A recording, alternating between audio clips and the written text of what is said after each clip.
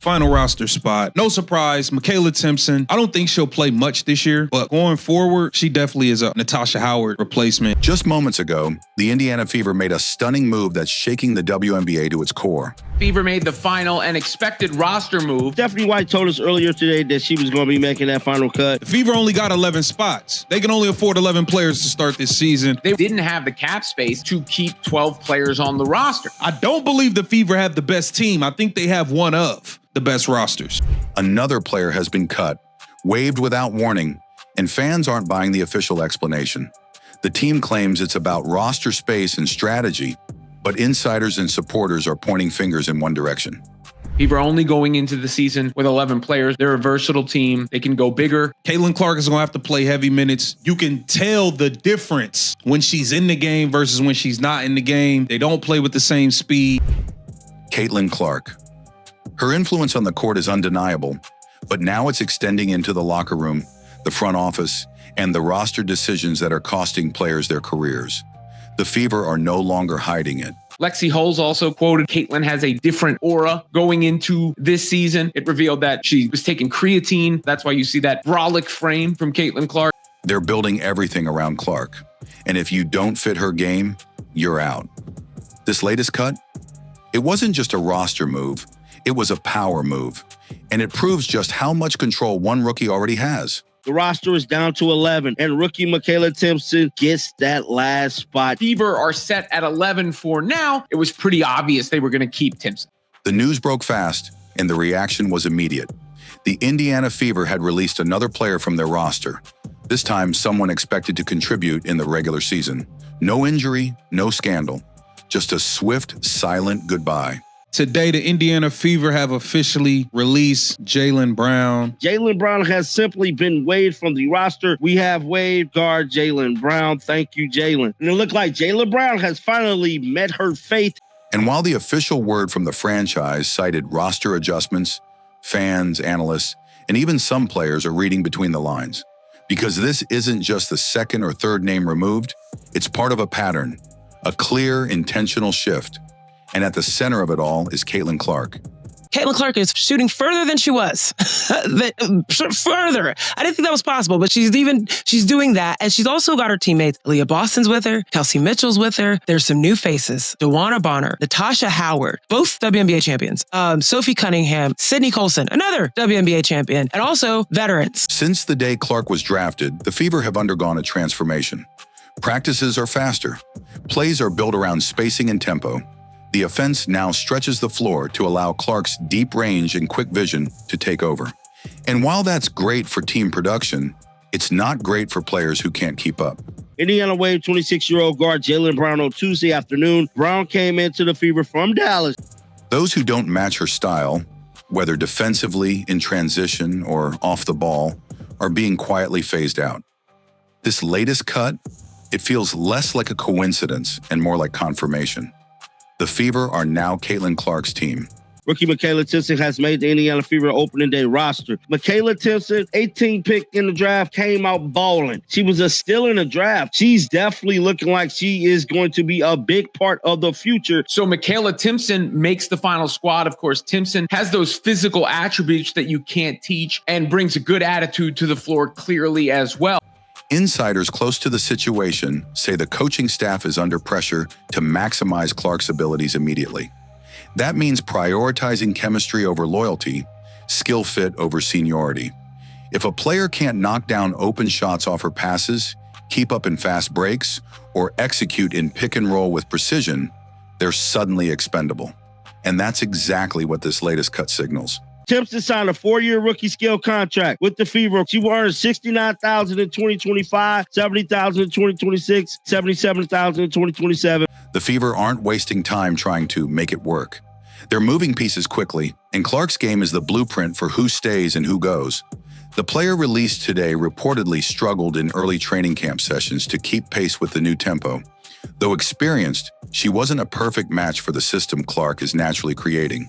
The ball movement, the spacing, the pace, it's all designed to elevate what Caitlin does best. but we haven't seen much of Dantas. She looks to be in incredible shape. We've seen that she has slimmed down. Damiris obviously sat out of Atlanta too. Is her thing a day-to-day as well, or what's it's day-to-day as well. I think making sure that we approach their health and wellness as a priority. They're ready physically and mentally as well. So again, I trust the training staff to tell me what they're allowed to do and what they're not allowed to do. And if that means trimming the roster of anyone who slows the momentum, the front office seems more than willing to pull the trigger. But what makes this more controversial is the growing sense that players are being blamed, not for their effort, but for not being Caitlin Clark's ideal teammates. That dynamic is drawing criticism across social media. Some are defending the decision as smart, strategic planning. Others are calling it favoritism, with real careers being sacrificed to elevate one player's spotlight.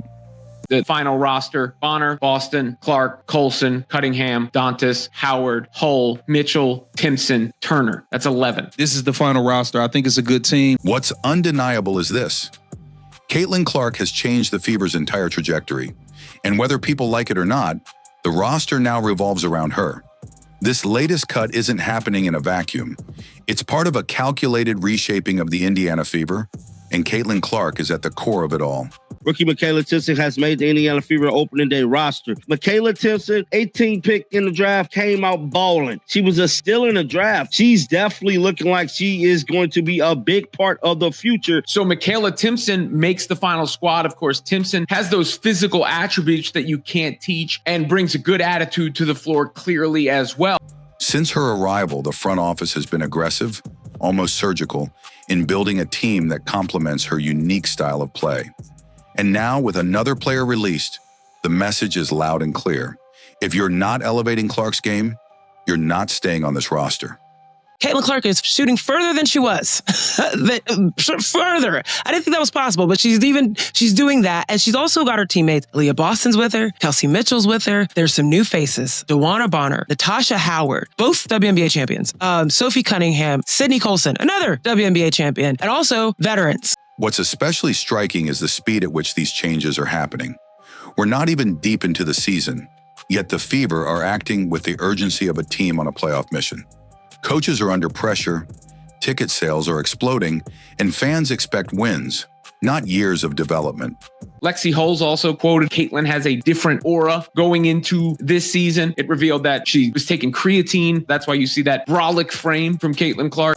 Clark's brand is too hot, too valuable, and too visible to risk a sluggish team around her. And the Fever know it. From a basketball perspective, the strategy makes sense. Caitlin thrives in systems that space the floor, move quickly, and allow her to control the offense with freedom. She needs shooters on the wings, athletic bigs who can roll and finish, and defenders who can switch seamlessly so she's not constantly covering for breakdowns. This team is going to break so many records this year. Attendance, viewership, merch sales, all of the things. This was a preseason WNBA game. It is unbelievable what it is Caitlin Clark does. Whenever Caitlin Clark takes the floor, that maybe is different not only from any player in the WNBA, but from any player in basketball. Every player on that roster has to serve that system, or they're a liability. That's not opinion anymore, that's policy. But the reality behind the scenes is far more complex.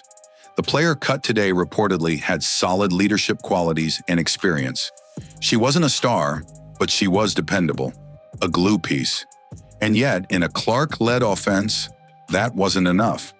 Because Clark doesn't just dominate statistically, she transforms the way teams have to play. You know, for whatever reason, they decide to get themselves involved, whether it is actually malintent or maybe they just want to get themselves in the headline. A lot of players got the spotlight this season because of Caitlin Clark, not to mention just overall, Caitlin Clark brought millions, literally, more eyeballs to the league this season. Pretty exciting. One of the big reasons fans flock to State Farm Arena is, of course, the Caitlin Clark effect. The best player in America, the best shooter in America. Watch her play. She plays at a high level. She's going to break records nonstop for the next couple of years. She's the only one capable of taking nothing and making it something. The WNBA was nothing before Caitlin Clark. That transformation leaves little room for role players who don't fit the new mold. What's causing the controversy is the growing perception that Caitlin Clark is being protected in ways others weren't. Critics say the Fever are clearing out anyone who doesn't fit her rhythm, even if it costs them depth and locker room leadership. And while no one's accusing Clark of personally demanding cuts, her influence doesn't have to be verbal. It's visible. The organization is leaning all the way into her gravity, and anyone not in orbit is getting ejected. But we haven't seen much of Dantas. She looks to be in incredible shape. We've seen that she has slimmed down. Damiris obviously sat out of Atlanta too. Is her thing a day-to-day as well, or what's her status? Yeah, it's day-to-day as well. I think making sure that we approach their health and wellness as a priority. They're ready physically and mentally as well. So again, I trust the training staff to tell me what they're allowed to do and what they're not allowed to do. To make matters even more tense, players across the league are watching these moves closely. Veterans know that when a franchise goes all in on one player, others often become expendable, even if they've paid their dues. Some have quietly expressed concern that the Fever are creating a top-heavy structure with little room for balance. Others argue this is just the price of greatness. Every elite player reshapes their franchise. LeBron did it, Steph did it, and now Caitlin Clark is doing it too. The difference? Clark's doing it as a rookie, and that's what's fueling the fire. Because while her talent is undeniable, her power is unprecedented for someone just entering the league.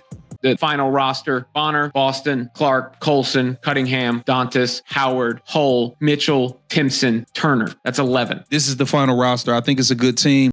The Fever aren't just building a team anymore. They're building a kingdom. And Caitlin Clark, she's sitting on the throne. The ripple effect of this roster move is already being felt. Fans are split. Some applaud the Fever for making bold, future-focused decisions around their star rookie. They will recognize, her game, but they won't recognize her impact. Everybody now has an opportunity to pull up their chair and have a seat. Who's going to be the next face of the NBA? We don't get to decide that. The marketplace decides that. The people have chosen Caitlin Clark. It's an intangible thing, right? Yes, we can say she's a dog. Okay, there's been other dogs. Okay, she's a great shooter. There's been other great shooters. Mm-hmm. She has it. She's got the thing. We can't assign it. There have always been the dominant teams. There's UConn. There is South Carolina. I think that the fact that Caitlin Clark started on a team that did not have mind-blowing talent existing and brought that team to a championship really says something about you as a player. And when you are ranking players, you are ranking them as an individual unit rather than a team. Caitlin Clark is becoming the best player in the entire WNBA, not because she's white, because she's that good. She's having Larry Bird impact. She's been the driving force of the hottest team in the entire league, despite her record turnovers. Why? Because she's that good. She's legit good. She's colorblind good. She's guilt-free good. She's apolitically good. Others are frustrated, feeling the team is moving too fast and discarding valuable players in the process. But one thing is certain, this isn't the same Indiana Fever. With every cut, every shift, the team is drawing a bold line. This is Caitlin Clark's era. Whether you agree with it or not, the front office is betting everything on her. And judging by the packed arenas, exploding jersey sales, and viral highlights, they believe it's a bet worth making. Franchise record for most double-doubles, three-pointers, career 10 or more assists in a game. Franchise record for most career 10 or more assists in a game. Fastest WNBA player to reach 100 three-pointers. She did it in 34 games. Most assists by a rookie in a WNBA All-Star game, for which she received the most fan votes ever, 700,000 of those. Fastest player to reach 350 points and 150 assists to start a season, regardless of years in the league. People will say, pay more attention to the other folks. Like, she couldn't do it herself. LeBron has teammates, Jordan had teammates. I understand. Caitlin Clark didn't ask for this kind of control, but her game demanded it.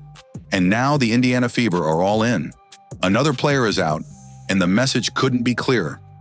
If you're not part of the system that elevates Clark, you're part of the past. This isn't just roster strategy. It's a shift in power, led by a rookie who's already changing the league from the inside out. Whether it's fair or not doesn't matter anymore, because the Fever have made their choice, and the WNBA is officially on notice. There is a lot of appropriate attention on Caitlin Clark and the Indiana Fever, and we found out that the Fever Storm game from over the weekend drew 2.2 million viewers, which is massive. So you cannot deny the connectivity of Caitlin Clark playing basketball and people wanting to watch. If she's playing, they will come, they will watch the game. The ratings were phenomenal because of Caitlin Clark, but we all realize that Caitlin Clark single-handedly is responsible for the WNBA mattering. The one thing that I love that she's bringing to her sport, more people want to watch. More people want to tune in.